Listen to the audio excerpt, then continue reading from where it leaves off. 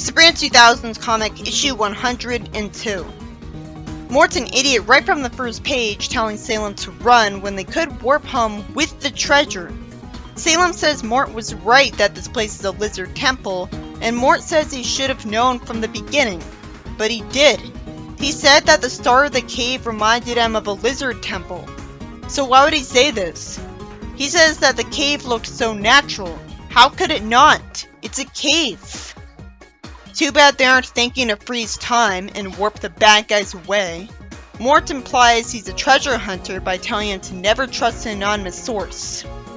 A spear hits the ceiling and makes something drop from it, and he saves Salem from it, but it'd have been more impressive if they weren't still in danger. Salem looks like an idiot by asking if there's anything that stops lizard mine, when it's so easy to assume that they'd be vulnerable to the same things as humans, like all of the witch powers they have. Forgot I Could Fly is one of the bad writing tropes, and these issues can't go a scene without it. And Lizard Mine is just one letter away from Lizard Men. It's a bit more creative that they're called Lizard Mine instead. Mort somehow expects me to believe that only winter's frost can kill a lizard mine. So they're mortal?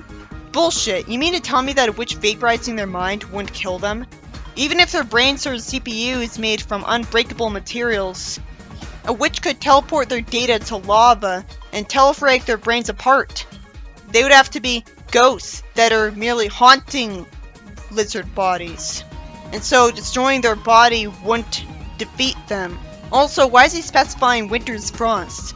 Is that supposed to mean that being cold won't kill them unless it's coldness from the outdoors in the winter? Because that also doesn't make sense. Well, Salem summons ice magic, so that means it's not just winter's frost. There's also frost from a witch that inconveniences them. That's what it seems to be, because Mort doesn't say that it won't work. Salem somehow thinks to stop at freezing every wall and floor around him, and doesn't send ice or icy wind at the lizard people directly.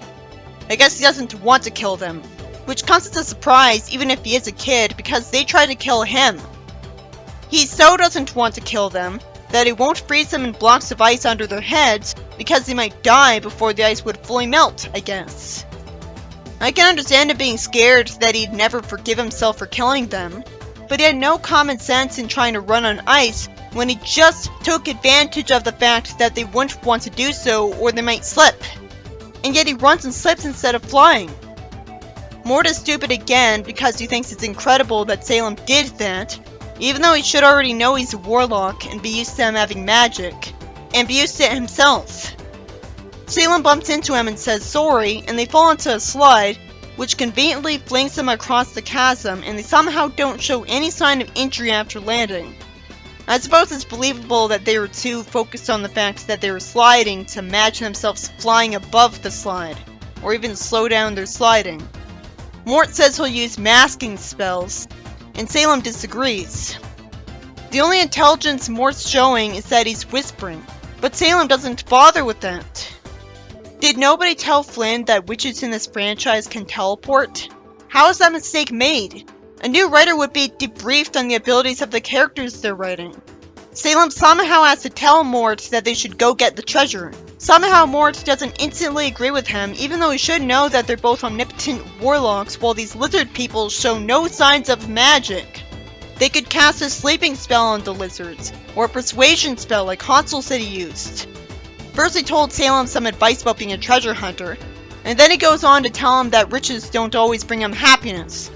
How in the world does he actually think that if he's a treasure hunter? He says you can't pin all your hopes on gold because it'll only bring you trouble. Then why does he do that anyways? No wonder Salem grew up to have no morality. The only people with morality that he grew up with are hypocrites. So they sent confusing mixed messages making him think that even they didn't believe in what they lectured him about, and would be happier if they stopped saying they did. Mort says they'll need invisibility and a heat and scent mask to get out of here. How did he forget that he could teleport? Also, if he mentioned those spells, why isn't Salem using them while he's sneaking away? Okay, finally things go invisible a page later. What took so long? Also, how the hell did the lizards not hear him talking? Lizards have very good hearing. Go figure something goes wrong. One of them uses a magic dispel crystal on him. It's almost like he should have masked his scent as well. This is why I learned to hate this style of writing. I'm tired of main characters being so stupid that they're impossible to relate to and piss me off the whole time. Why can't the conflict always come from something besides their own stupidity? I don't know how they're able to talk and move if they're incapable of thought. Speaking of that, Salem doesn't give himself super speed. He pelts the lizards with snowballs. And it's lampshaded that that's all he did. He says that's all he could manage because after he iced the cave, he overdid it and is almost out of energy. I wish he ran out of energy at the start of the arc. And so did Mort. That'd have explained practically every plot hole here. But if this is the case, he's barely going to use magic for the rest of the arc, and that sounds boring. Out of nowhere he says they need to hide so that it can recharge. Apparently, witches can recharge their magic a lot faster than I remember. Well, that's good. But it's clear that he didn't do his research. What would make him think that he could find a place to hide for weeks in a cave full of angry lizard people? It takes weeks for a witch to recharge their magic if they exhaust it. A writer like George Glatter would know that. Then they get charged at by 2 lizard people and Salem says he's out of power. I thought he just said he was only almost out of energy. If he wanted to escape the cave, he would have warped home. Or am I supposed to believe that he had no energy for that? He somehow says, huh, when the lizard people start levitating trapped in yellow bubbles. It's an obvious conclusion that Mort saved him. Eventually, Salem jumps towards the treasure, and Mort makes his fall slow down. He gets the pendant, and his uncle yells and tells him to run. What's with his uncle and not remembering that teleportation exists? Toadicus says that more people than Mort need help, and he turns into a giant and laughs just because of that. Like no real person would. You're overdoing it there. This is just rubbing it in Salem's face, as he turns into a big lizard person. It's not contrived, but it could have easily been a former human like everyone would assume. And it could have very easily planned on helping Mort to reward Salem, instead of saying that people need help because he's gonna go back to normal. I don't care if he's a predictable villain of the arc. No one would think of themselves this way and be happy to keep causing trouble. He'd think he was in the right. Sure, it's inconvenient that if him getting the pendant is a bad thing, the pendant wasn't destroyed or hidden on the moon. And he got to keep the ring all this time despite witchcraft existing. Sabrina 2000s comic, issue 103. At least Salem gets thanked for restoring Toadicus to normal. Even if it's needlessly depressing that he made him cry. And with everything else about Sabrina that the arc got wrong, I think it's a miracle that it got his last name right. Salem reveals that because he was a lizardman, that has to mean it was all a lie. Because everyone knows Lizardman can't use magic, and that's why he needs casting crystals. Since when are magical gems called casting crystals? It seems like the writer's ignoring everything before him and making up new stuff as he goes along, which at least leads to creativity. So I wish he wrote Sonic like this. But it's annoying when his new ideas are only there to force a bad plot to happen, or just make earlier issues confusing, like goggles on a broom plate. Toadicus says it's extremely rare for a lizard mind to be a wizard, which is a billion times more confusing than keeping it simple like everyone would assume and having no one in a species have magic. This would only be possible if the ability to harness and use magic in general was a genetic mutation, and it's just much more rare for a lizard mind to have it. Then odds are every other mortal species would also be capable of giving birth to a wizard, if it has DNA that can produce that genetic mutation. And that's obviously stupid. If magic's not genetic, where does it come from? What makes lizard minds so special that they're like this? It could make sense if instead of being extremely rare, it was just a recessive gene, so you'd have to have 2 wizard lizard minds have kids together.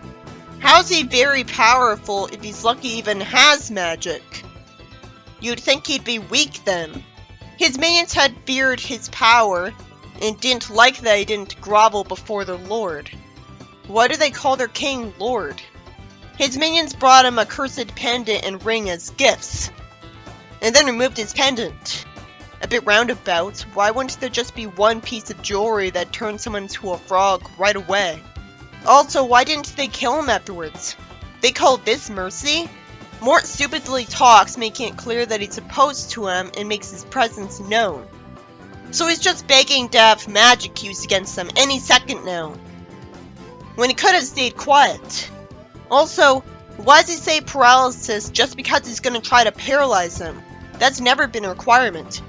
Surprisingly, he does paralyze him successfully instead of being forced to fail. But oh, it won't last forever, which is bullshit. He'd want it to last forever, so it would. Lyra's suit froze Shadow for like 1,000 years until it got undone really early. How is she more powerful than a witch? Even animated series Sabrina never implied that such a spell was always temporary.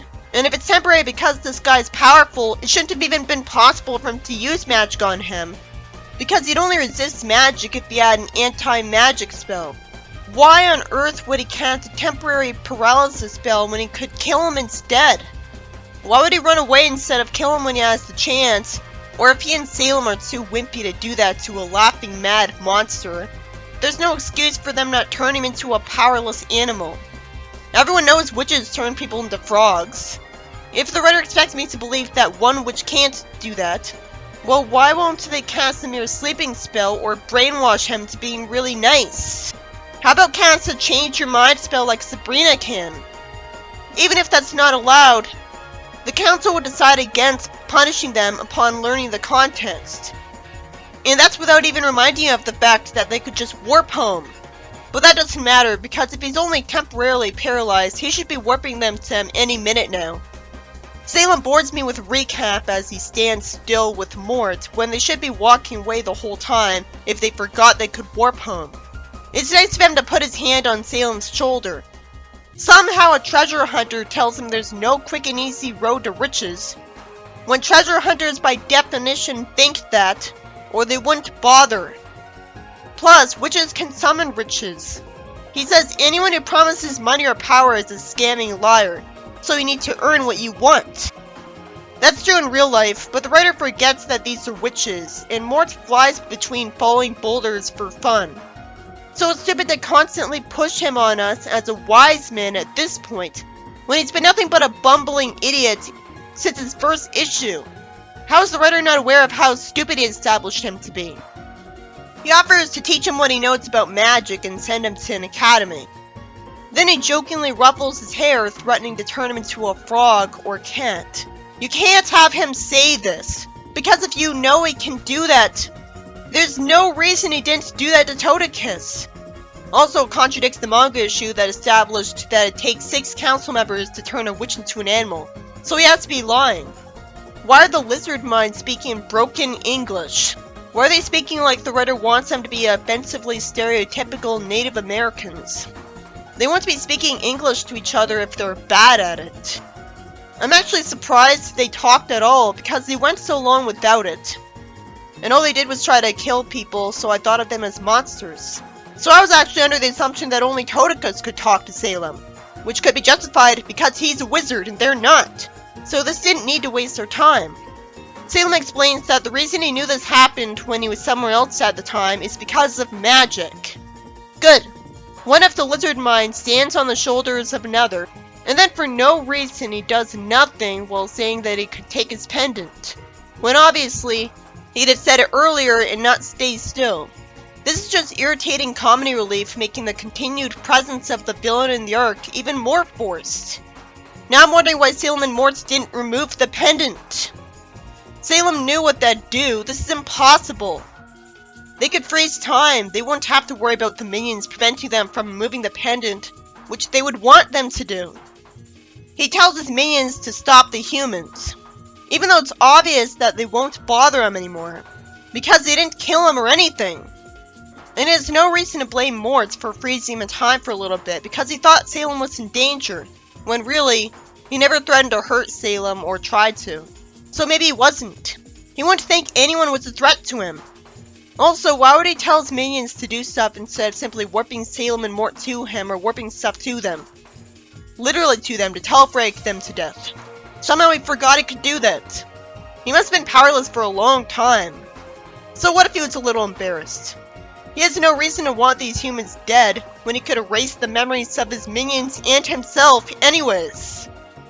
Salem smells something up ahead, and Mort says he has a good nose and he kept them from running into the tar up ahead. Why would Salem have a better nose? Mort shouldn't still have his powers, because why isn't he warping home?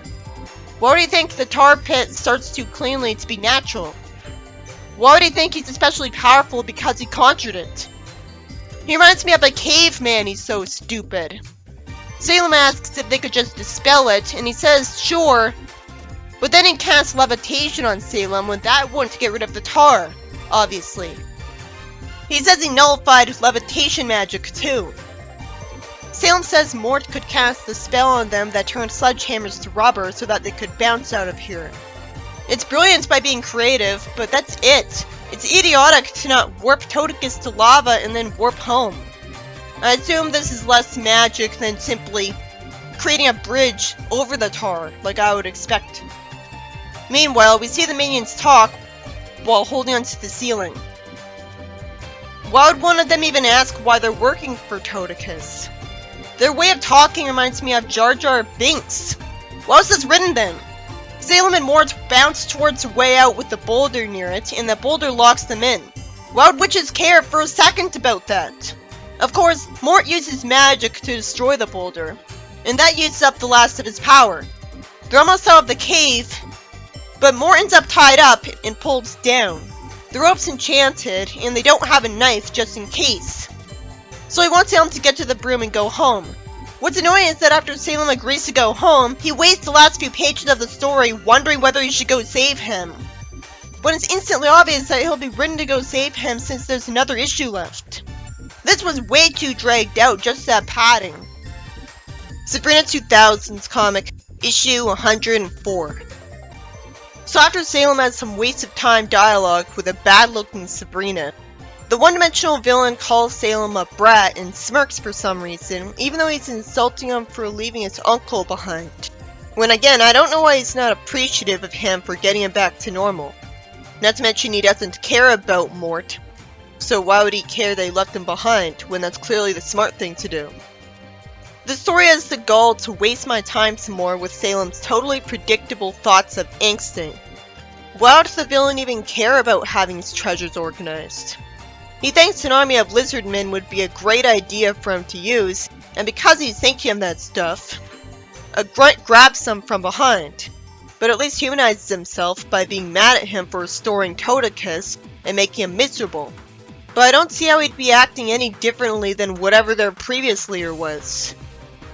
Salem apologizes and tells them to let him go so that he can defeat him.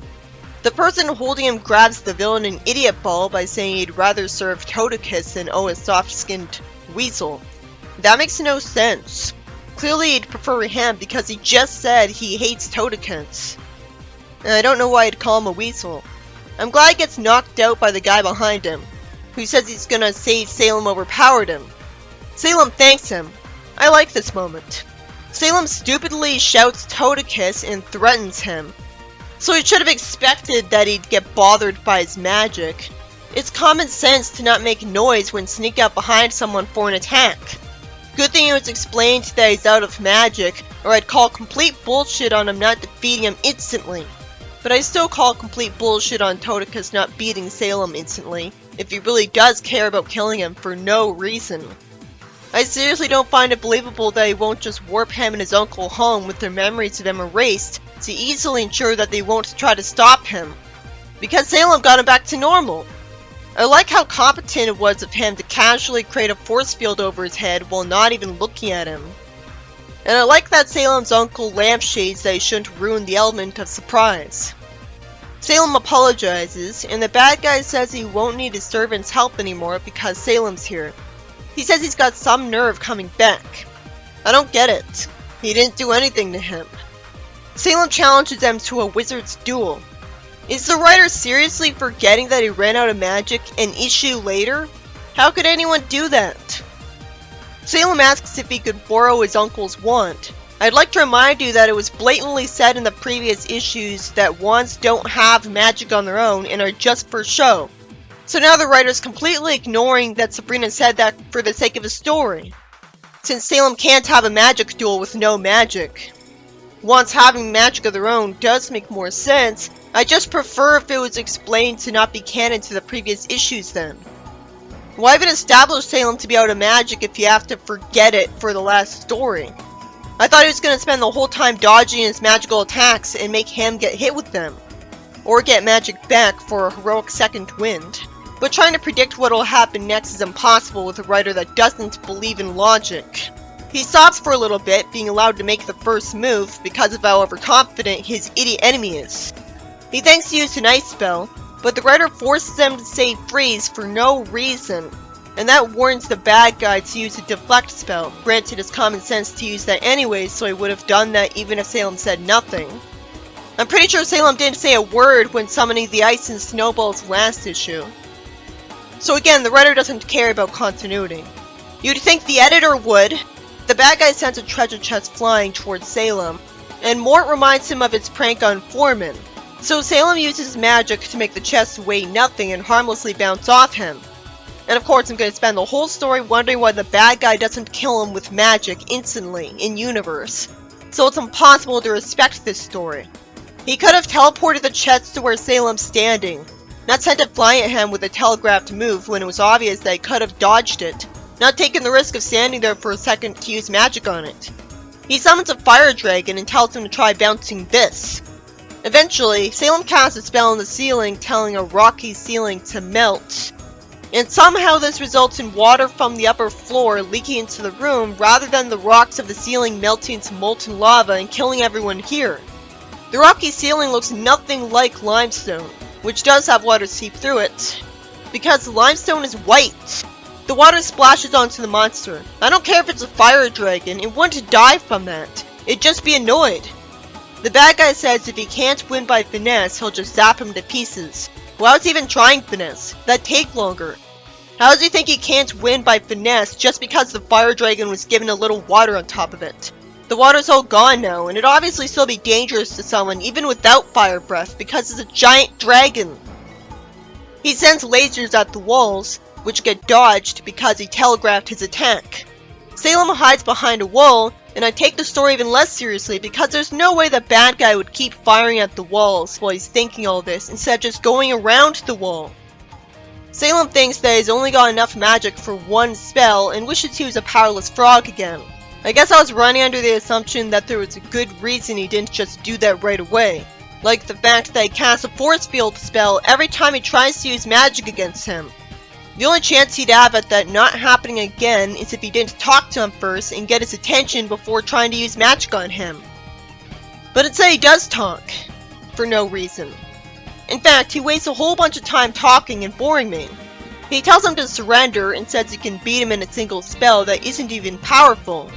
He casts a spell to pull the necklace off him. It really makes no sense that the bad guy didn't just put up a force field again, because Salem made it so obvious that he was about to use magic on him directly again. He would have put up a force field around himself the second that he threatened him and kept it there. He's beaten because the writer broke a rule established 2 different times in the same issue. This is ridiculous. Maybe it'd be more believable if he lost his necklace because Mort jumped on him from behind and took off his necklace while Salem distracted him, being brave. But instead he just sat there being useless, and Salem beat him with a spell he should have just cast on him instantly. I have to assume he's injured, because why else would he not fight him? But obviously he could have used his wand to heal himself. He returns to frog form and gets picked up. Salem tells the lizard men to let him and his uncle go in exchange for him making sure they'll never have to worry about Toticus again. Someone asks how because he's impossibly stupid, and Salem throws the ring to a pile of other rings that somehow look identical to it by an insane coincidence. Okay, but what's stopping the frog from trying every ring? At night. Well, death would stop him. Why would they even let Salem go? They could just kill the frog and him. They just let Salem go out of gratitude. Salem gets praise and thanks his uncle and apologizes to him. He wonders what will happen to Toticus now, and his uncle says the lizard might have a great recipe for frog soup. Even though he could warp Toticus to him to do it, the narration has the nerve to confirm that Toticus got back to normal again. Since bigger creatures have longer strides than small creatures, there's no way a frog would be able to hop away much faster than a mob of people running after him could run, so he'd be caught up to and killed eventually. There's no way he would have survived long enough to get that ring back. It's too bad Salem kind of just said he'd keep the ring himself, and then get told he can go home with it, like anyone would expect to happen. Good thing that story isn't shown to us. He really didn't have to write that. Then it turns out Salem's mom stayed up all night waiting for them to come home. She sure has a lot of willpower. I wouldn't really expect her to still be awake on the same day, when it's night. So I feel like this is dumb too. Also, it's hard to take this seriously because she dyed her hair purple and it's not commented on and explained. I didn't know she was the type to be insecure about her appearance. How did the artist forget what she looked like? Also, she has a face like a man in these panels. She says she made a bed in the loft for him to spend the night and tells Salem that dinner's waiting for him. Salem thanks her, she still looks ridiculous, and Salem offers her the necklace as some treasure. I like that she got at least some treasure and calls it gorgeous. I just wish I got to see her when she was saying that instead of the artist not having common sense and not drawing her as smiling in the next panel either. Again, she looks ridiculous. She looked great in the first issue, how do you mess this up? Salem thanks her and apologizes for pranking Mr. Armstrong. We get to see her hug him and thank him, and finally the story ends. So this issue by Ian Flynn was ridiculous, with Salem and Mort running from spirit throwers the whole time, even though they're warlocks. Somehow neither of them warp home with the treasure or freeze time and fly away with it. Somehow Salem's response to being told they're weak to ice is to freeze everything around him except the people weak to ice. Oh sure, keep them capable of killing you. That's believable for a future villain. Mort wants to go home, but somehow won't just warp home. They go down a slide, and Salem somehow doesn't mask his scent in heat, and he runs out of magic. But Mort still has magic. So all this means is that Salem won't have any more potential for entertaining me by using magic, but Mort still has magic. The story shouldn't have gone to this point, and none of it should have happened, because it only did because of impossible, aggravating stupidity. This issue by Ian Flynn was about Salem and Mort trying to escape a cave full of lizard men the mortal way for no reason. Flynn knows Mort could paralyze Toticus, when technically Toticus never threatened Salem or tried to hurt him to provoke him, so that could have not happened. But somehow, he doesn't know that paralysis isn't always temporary. There's been an entire story where Sabrina's teacher was frozen in time. If a preteen is more magic than Mort, something's gone horribly wrong with him. It was always obvious that Mort had to turn Toticus into a cat and warp Salem home with the treasure. Or at least Salem would get rid of his pendant. And why didn't Toticus warp them to him killed right away? Why does he want to kill them when all Mort did was paralyze them for a few seconds and he could make people himself forget that happened?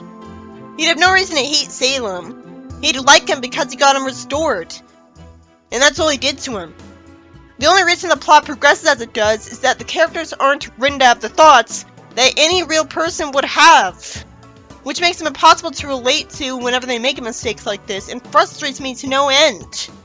Characters don't feel like people when they're this stupid. They feel like the writer's puppets. This was by Ian Flynn, and jeez, this was sloppy. I thought he'd have to deal with him without magic because he ran out, so I looked forward to seeing how in the world he was going to win. What kind of series of things he'd have to do. But apparently that'd be too much creative effort to do.